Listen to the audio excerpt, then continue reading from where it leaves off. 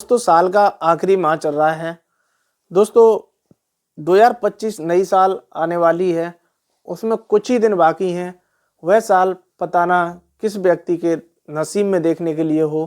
दोस्तों नमस्कार, आदाब, सत श्री अकाल। मैं पंकज कुमार, चर्चा विद पंकज पर आज हाजिर हूँ दोस्तों एक ऐसी घटना के बारे में कि वह घटना जो भी सुनेगा उसके पैरों तले जमीन खिसक जाएगी। दोस्तों अपने आप में देश में चर्चित है, क्योंकि दोस्तों शुक्रवार की सुबह 5:44 पर जयपुर अजमेर हाईवे पर एक एलपीजी का जो टैंकर होता है वह उसमें एलपीजी गैस लेकर जा रहा था। दोस्तों वह एलपीजी गैस लेकर जा रहा था तो एक मोड़ था, उस मोड़ से चौराहे मान लीजिएगा, तो उस चौराहे से वाहनों का आना जाना लगा रहता था। दोस्तों जैसे ही एलपीजी टैंकर निकलता है, उस सामने से जो ट्रक आ रहा था वह सीधे उस एलपीजी टैंकर में लगता है। और जब एलपीजी टैंकर में लगता है तो एलपीजी टैंकर के लगने के कारण उसमें 5 नोजल जो होते हैं वो उसके टूट जाते हैं। और दोस्तों एक इस प्रकार की ध्वनि की आवाज़ होती है, वह ध्वनि आसपास के क्षेत्रों में अपने आप में इतनी तेज अपना विकराल रूप ले लेती है, जो भी सुनता है हैरानी में पड़ जाता है। और दोस्तों आसपास की जो भीड़ होती है लगभग 1.5 किलोमीटर तक वह जो गैस अब आग का रूप ले लेती है और आग लगभग 200 मीटर ऊंची उसकी जो लपटें होती हैं वो जाती हैं। उसके साथ साथ उसकी आग इस प्रकार उस क्षेत्र में फैल जाती है कि दोस्तों लगभग 1.5 किलोमीटर दूर तक उस एलपीजी टैंकर के पीछे एक स्लीपर बस जा रही थी, उसमें भी आग लग जाती है। लगभग 40 वाहन उस विकराल आग के प्रकोप में आ जाते हैं और जल जाते हैं। दोस्तों उस जो स्लीपर बस होती है उस स्लीपर बस में कुछ व्यक्ति भागने में कामयाब भी हो जाते हैं और कुछ व्यक्ति दोस्तों उस बस में लगभग 80% हिस्सा जलकर अपने जीवन की अंतिम सांस ले लेते हैं। दोस्तों एक व्यक्ति या 2 व्यक्तियों की यहाँ पर मृत्यु नहीं होती है, लगभग 14 व्यक्ति होते हैं उनकी मृत्यु हो जाती है और लगभग 40 से ज़्यादा व्यक्ति वहाँ घायल हो जाते हैं। दोस्तों उसमें कई बसें, कई ऐसे वाहन होते हैं, कार्स, और एक पास में ही पाइप की जो फैक्ट्री होती है उस पाइप की फैक्ट्री में भी आग लग जाती है। एक डीपीएस स्कूल होता है, वहाँ तक उसकी आग की जो लपटें होती हैं वो वहाँ तक पहुँच जाती हैं। दोस्तों लगभग इसका असर 1.5 किलोमीटर तक रहता है और यह लगभग 40 वाहन इससे चपेट में आ जाते हैं। सिर्फ आपस में ट्रक और जो एलपीजी टैंकर था उनके टकराव के कारण ये हादसा विकराल रूप ले लेता है। दोस्तों इन्हीं 40 वाहनों के पीछे लगभग जो एलपीजी टैंकर था, इसके पीछे स्लीपर बस थी, इसके पीछे एक ट्रक सिलेंडर के जो सिलेंडर से भरा हुआ था, वहाँ तक न पहुँच पाया ये हादसा। यदि वहाँ तक पहुँच जाता तो हादसा कुछ ज़्यादा ही विकराल रूप ले लेता। दोस्तों एक ट्रक में कपड़े भरे हुए थे, वो भी उनमें आग लग जाती है और सारे कपड़े जल जाते हैं। और जिसके कपड़े में आग लगती है तो कुछ व्यक्ति तो कपड़े उतार कर अपने फेंक जाते हैं, कुछ व्यक्ति हेलमेट पहने हुए होते हैं, उनका जो हेलमेट होता है हेलमेट सहती इस तरीक़ा से उनके शरीर से चिपक जाता है तो वह अपने जीवन की अंतिम सांस ले लेते हैं। दोस्तों हवा में उड़ रहे पक्षी जो होते हैं वो पक्षी भी नहीं बच सकते हैं। एलपीजी गैस का इतना बड़ा प्रभाव पड़ जाता है कि वो पक्षी भी एक एक करके उस आग के प्रभाव से नीचे गिर जाते हैं। और बाइक सवार था उस एलपीजी टैंकर था, जब उसमें आग लगती है उसकी जब चपेट में आता है तो मुँह पर हेलमेट भी चिपक जाता है। दोस्तों उसके मुँह पर हेलमेट चिपक जाता है और दोस्तों जब हेलमेट चिपक जाता है लगभग 80% हिस्सा जल जाता है तो उनको पहचानना भी अपने आप में मुश्किल हो जाता है।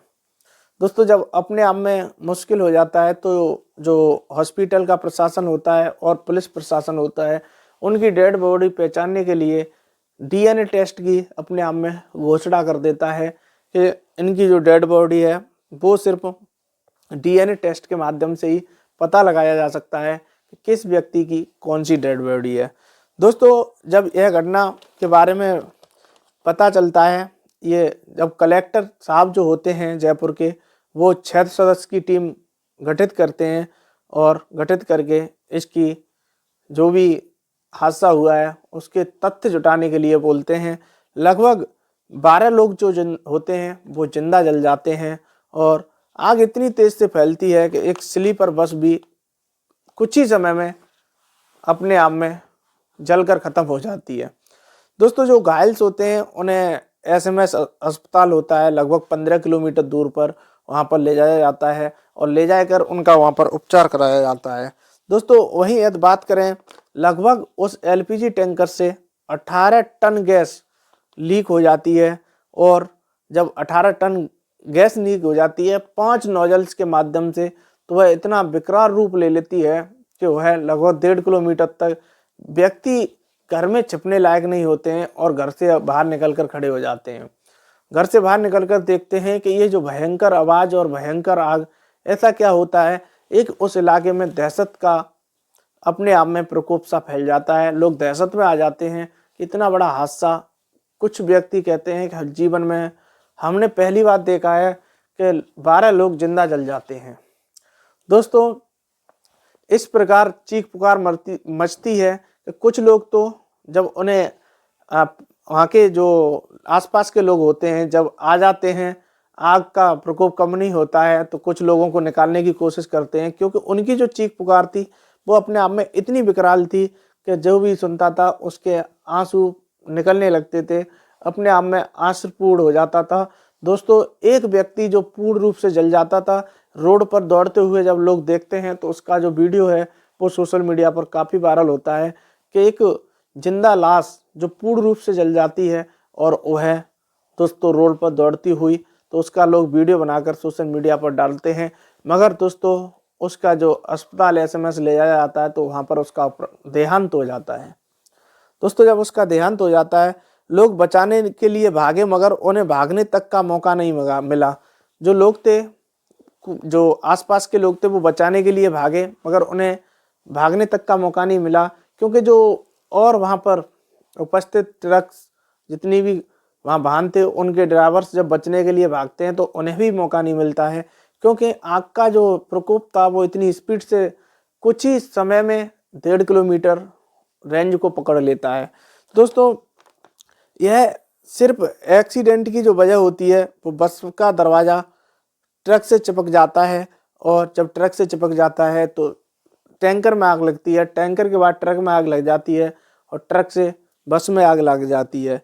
दोस्तों, जो राजस्थान की सरकार होती है वो मृतकों को 5 लाख रुपए देने की घोषणा कर देती है। वहीं देश की जो केंद्रीय मंत्रिमंडल है या देश के प्रधानमंत्री हैं, केंद्रीय सरकार है, वह 2-2 लाख मृतकों को वहीं 50-50 हज़ार रुपये घायलों को देने की घोषणा कर देती है। दोस्तों, टैंकर ब्लास्ट का इतना अंतहीन दर्द था कि किसी का सिर है तो किसी का पैर नहीं है, किसी का पैर है तो सिर नहीं है। दोस्तों, सिर्फ जो कह सकते हैं कि उनके शरीर की कुछ तो इस प्रकार कंकाल हो जाते हैं, सिर्फ हड्डियां रह जाती हैं। दोस्तों, किसी के घर का चिराग बुझ जाता है, किसी की घर की रोटी चली जाती है, क्योंकि दोस्तों किसी का पिता या किसी का बेटा, इस प्रकार यह हादसा होता है कि 14 जिंदा लोग जल जाते हैं। दोस्तों, सिर्फ आप अपनी राय कमेंट बॉक्स में दें। जय हिंद, जय भारत। यह हादसा जीवन का, मेरे जीवन का तो अपने आप में एक पहला हादसा मैंने जो देखा है। दोस्तों, इस वीडियो बनाने का उद्देश्य किसी की भावना को ठेस पहुंचाना नहीं है। दोस्तों, सिर्फ आपको सतर्क करना है। जय हिंद, जय भारत।